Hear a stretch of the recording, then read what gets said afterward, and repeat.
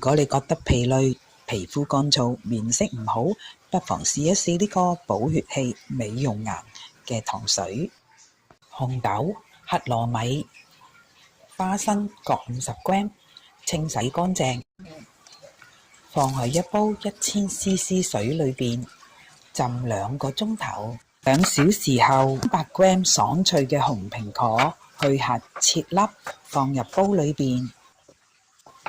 8粒無核小紅棗浸軟切片，放埋入煲裏邊，大火煮滾。